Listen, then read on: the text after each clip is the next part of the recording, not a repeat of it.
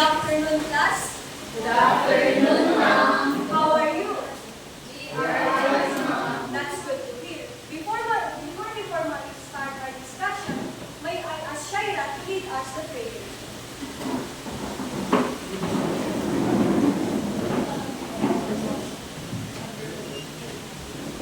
Okay, thank you, Shaira. Before you sit, kindly arrange your chairs and pick up the scattered papers around you. Are you done, class? Yes, ma'am. Please be seated. The secretary, may I know who is or are not present today? None, ma'am. Very good. If you need to use the bathroom or have any other problems, just raise your hands and tell me. Is that clear, class? Yes, ma'am. Okay. But before we begin to our topic, we have some rules to follow. Jamaica, can you please read our classroom rules for everyone? Rule number 1, listen carefully. Rule number 2, raise your hand. Rule number 3, respect everyone. Rule number 4, minimize your voice. And rule number 5, participate attentively. Okay, thank you, Jamaica. Is it clear, class? Yes, ma'am. Before moving on with our topic, who can still remember our last meeting?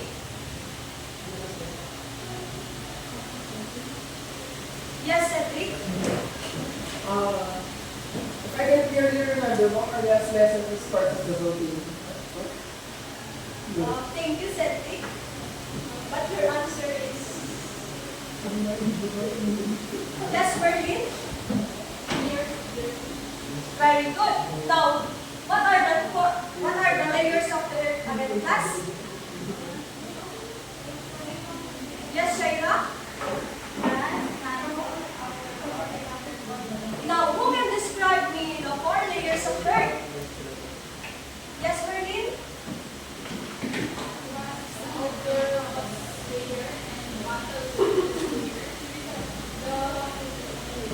The outer core is the liquid layer and the inner core is the solid layer. Very good. It seems like you understood our lesson clearly last meeting. Okay then? I think you are now ready as we talk about our next lesson. But before we proceed to our next lesson, we will have a quick activity first. The name of this activity is Find Me. Now, I have here a box for you. I have here a box with images inside. As we play the music, you are going to pass this box to another person, and whoever has this box when the music is stopped will pick an image and find the words in the word search in front. Are you ready, class? Yes, ma'am. Okay, let's start.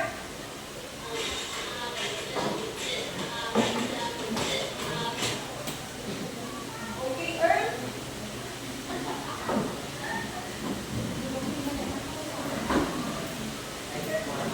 Yes.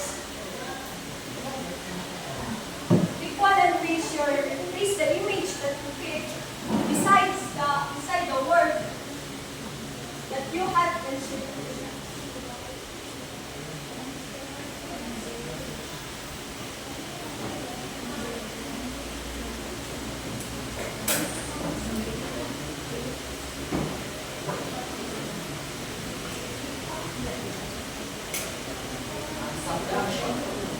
Very good, Earl.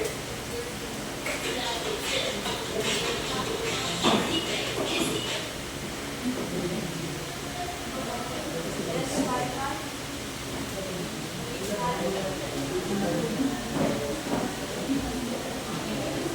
Basic in front and circle the word.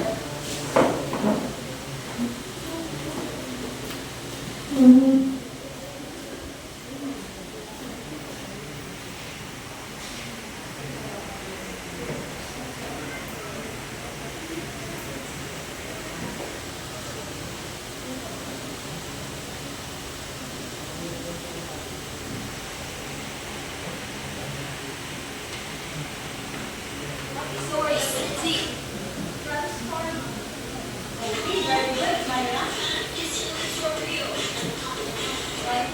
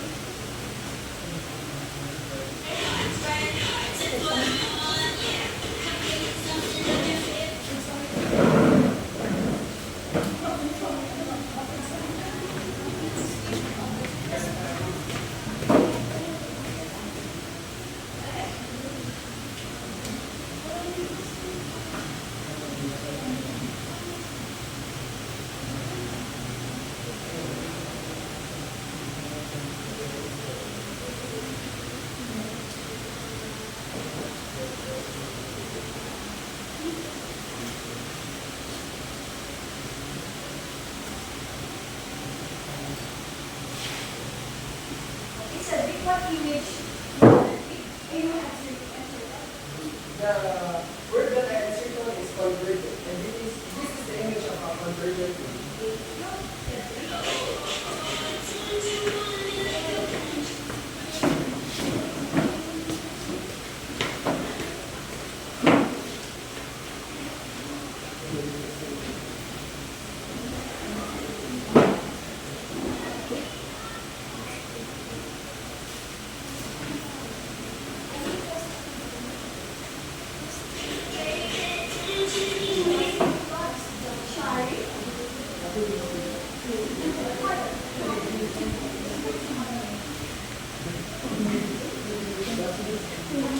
Yes. Based on the words that you have found, do you have any idea what topic are we going to discuss? Yes, Cedric? I think our discussion for today is the different type of plate boundaries use. Very good.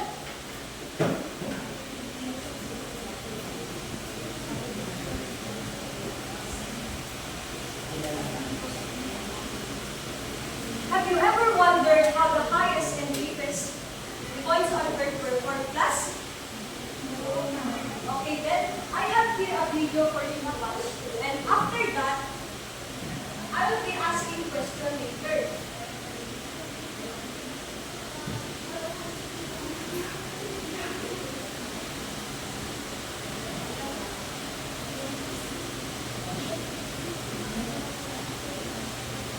This is the question. What do you think will happen if there is a sudden movement of the ground, and what will be its effect? Let's find out.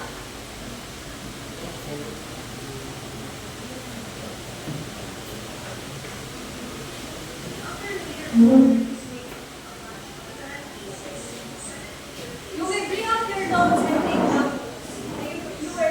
You may bring out your pencil and notes to take down notes.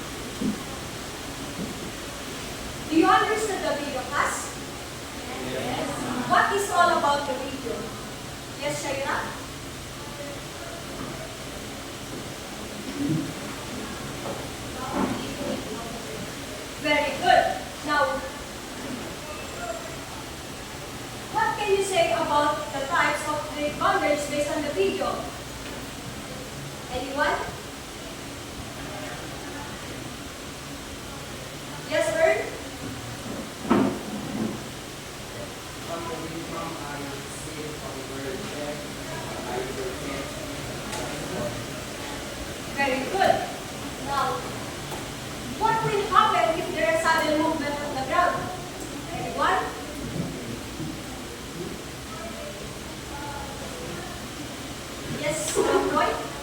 Anything that will happen in the sudden movement of the ground or when the plates are too weak or when the setting of the cold earthquake. Very good. Today, what we're going to discuss is all about fake boundaries. But before we proceed to our discussion, let me read first to you our objectives. At the end of 45-minute lesson, the student should be able to A. Identify the three main types of fake boundaries, B. Explain the different types of fake boundaries, and describe the movement of interactions each boundary type. So who can tell me the three types of tell me the types of fake boundaries? Yes, Jamaica?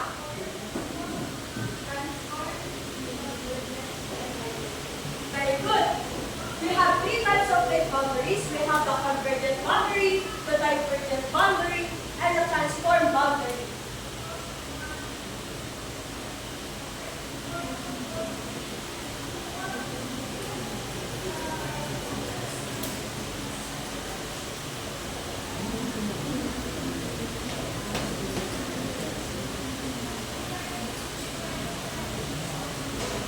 But before we proceed in exploring the fake boundaries, I want to know how you understood the idea of fake boundary. Anyone? Yes, Shaira?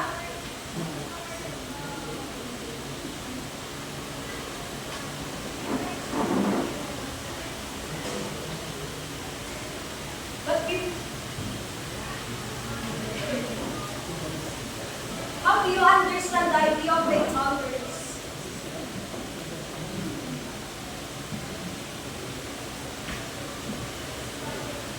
Anyone? Yes, Heartlyn?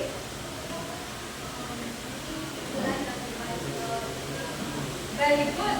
Fake boundary is the line that separates. Fake boundary is the line that separates.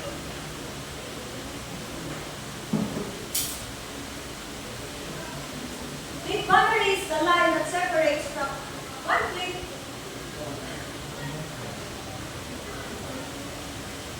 Fake boundary is the line that separates the two or more tectonic plates and moving away from each other. That means they have lines or boundary that separates them from each other. They're moving away from each other.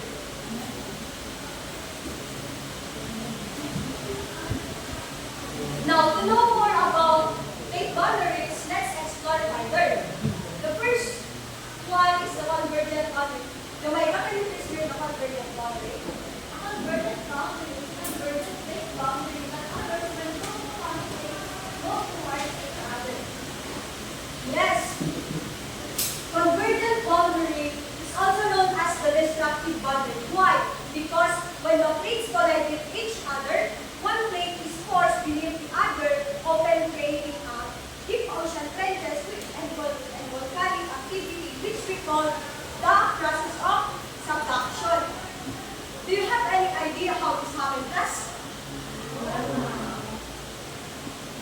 Yes, Heartlyn? Do you have any idea?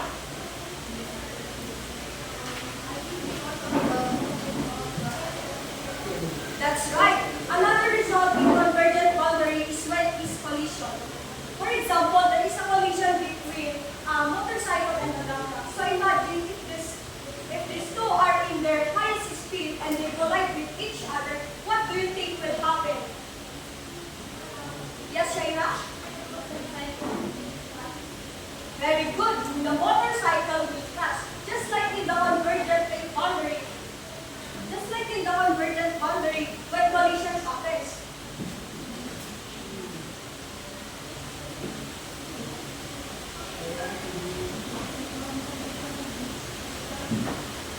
Just like in the convergent boundary, when collision happens. Plate collide and crumble, forming a mountain ranges. This process can lead to the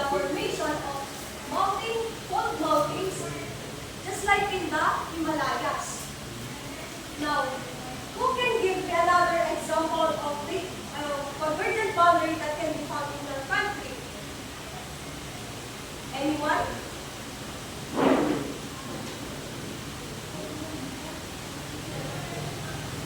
None? Okay. Another example of convergent boundary that can be found in our country is the Sierra Madre in Isabela. Before we proceed to the next boundary, who can demonstrate me the movement of convergent boundary? Yes, Earl? Come in front and demonstrate the movement of convergent boundary. Use your hands to demonstrate the movement of convergent boundary. Convergent boundary is that the plates collide to each other and the one that is less dense will be subtracted and the more dense are going to the top and the less dense are going to the below of the other plate. So subtraction happens as the plate will get in contact to the magma below the earth. Okay, very good, Earl. Let's give Earl a convergent boundary now. It goes this way, class. 1, 2, 3, 1, 2, 3, convergent boundary. Okay. Stand up. Stand and do it with me. 1, 2, 3.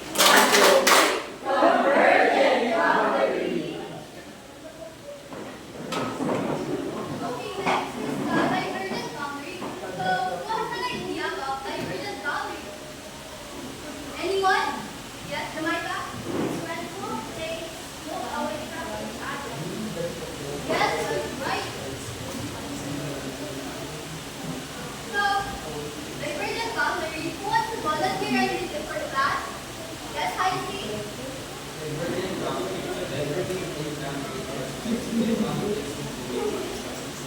Yes, that is right. So divergent boundary is a place where two paired plates move apart from each other, just like this model.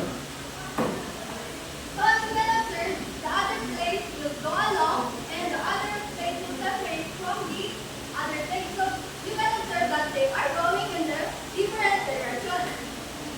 So now, this divergent boundary can result into simpler spelling. It is when the new oceanic crust is formed as the magma rises. The magma rises to fill up the gap, creating a mid-oceanic region.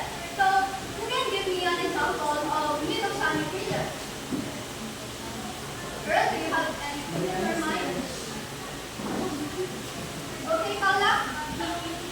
Mariana's French mom? Yes, that is one. Any other example?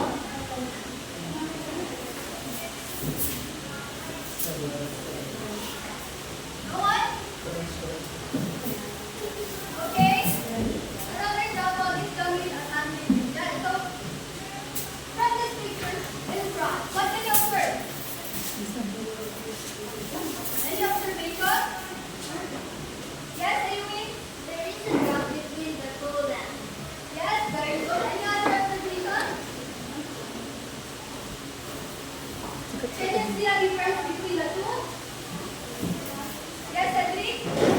The one is under the sea, ma'am, while the Rift Valley is on the left. Yes, very good. So, yes, the picture is the example of divergent boundary. So the process is because of tectonic force and the mantle convection current. Now, who wants to demonstrate the movement of the divergent boundary? Yes, Cedric, can you come in front and demonstrate it for the class?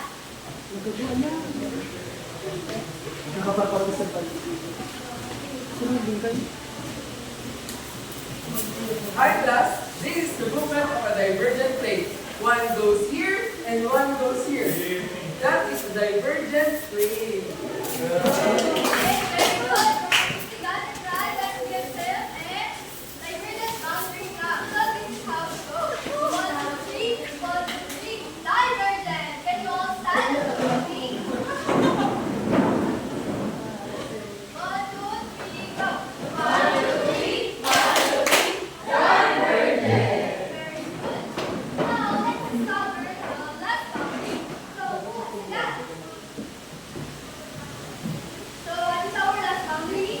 Yes, Transform fault boundary. that is right. It's the transform boundary. Now, who wants to volunteer to read this? Yes, Raymond.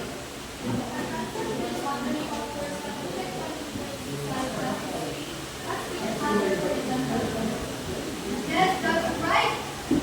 Just like this, Rolo. The plates are moving horizontally. Now you can see the other one will go down and the other one will go like this. So this is the movement. Now, unlike the other two boundaries, this boundary does not destroy or benefit from the other boundary because they are not sliding horizontally to each other.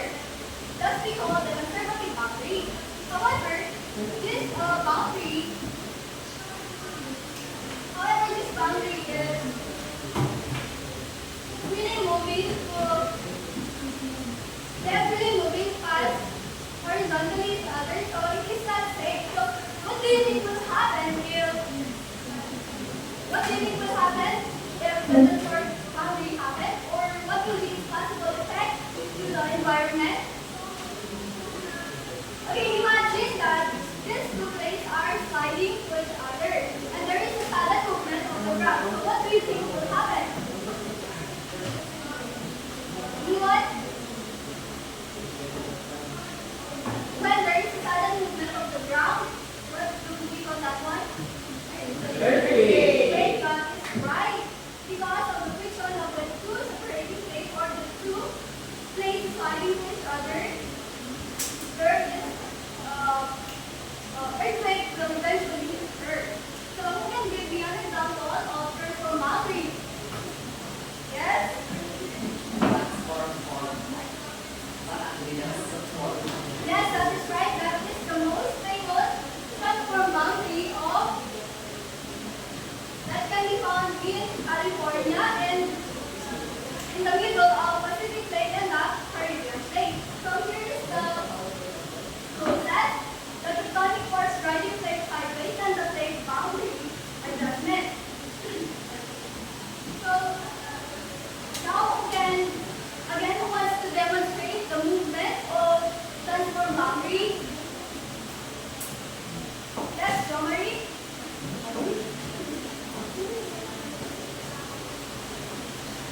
Okay, for transform boundary, there are two plates. The first plate moves here, and the second plate moves backward and takes left. Very good. Since you got it right, let's give them a transform boundary graph. So this is how it goes. 1, 2, 3, 1, 2, 3, transform. Now let's all stand and join with me. Okay, 1, 2, 3, go. 1, 2, 3, 1, 2, 3, transform. Okay, very good. So on our discussion, again, the movement of the converted boundary move towards each other, resulting into subduction and position. For the divergent boundary, they move apart to each other, resulting in the creation of the mid-oceanic ridges and the rift valleys. And for the transform boundary, they move sliding horizontally and creating an earthquake. Do you understand that? Yes. Okay, that's for understanding. I have here an activity for you. But first, you're going to pick a number on.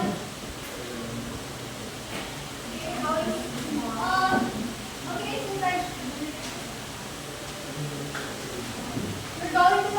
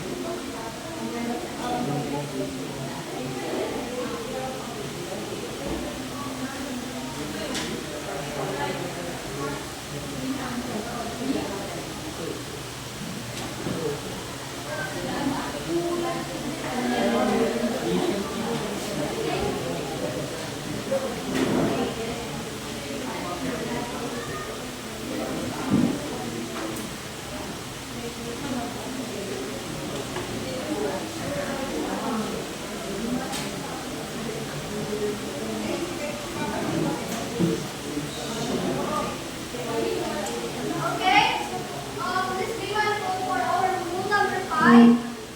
Be participative in your group. Participate at a new page.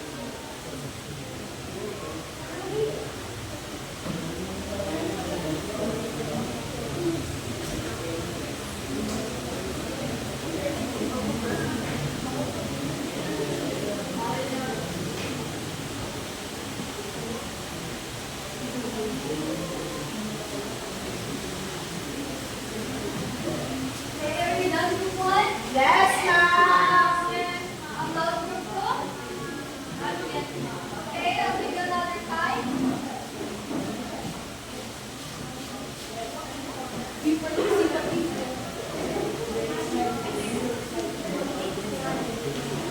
Are you all done? Okay. Group 1, can you present your work in front?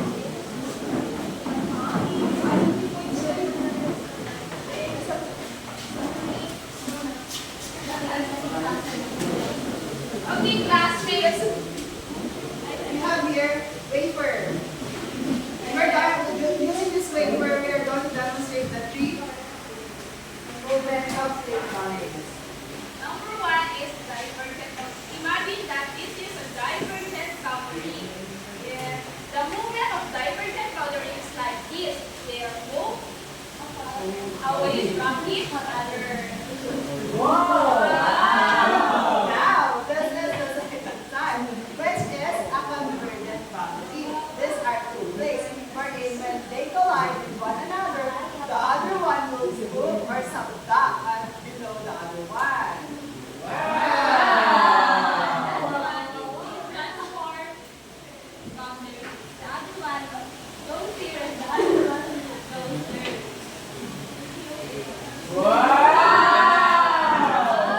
Amazing group 1. How about the group 2?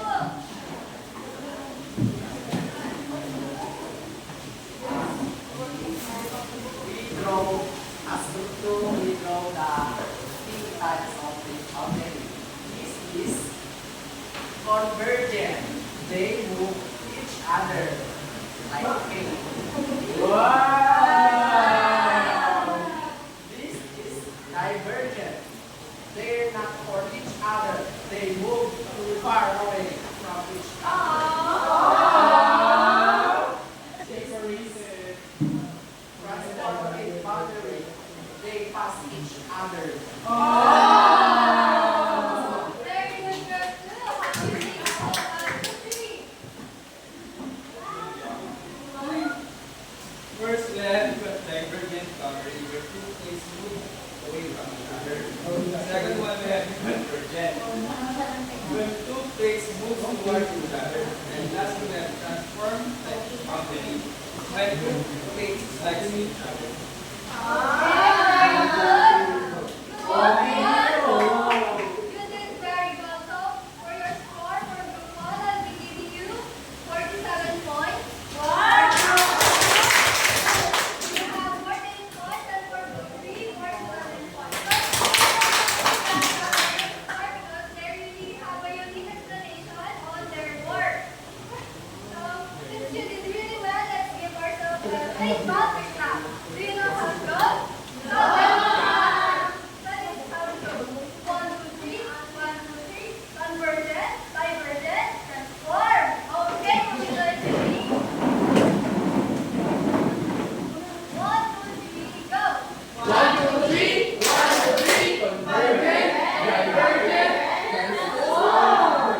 Very good. From the activity that you did, I know for sure that you already understand the plate boundaries and its different types. Now let's have some recap. So again, what are the 3 types of plate boundary? Yes, Romary? Convergent, divergent, and transform boundary.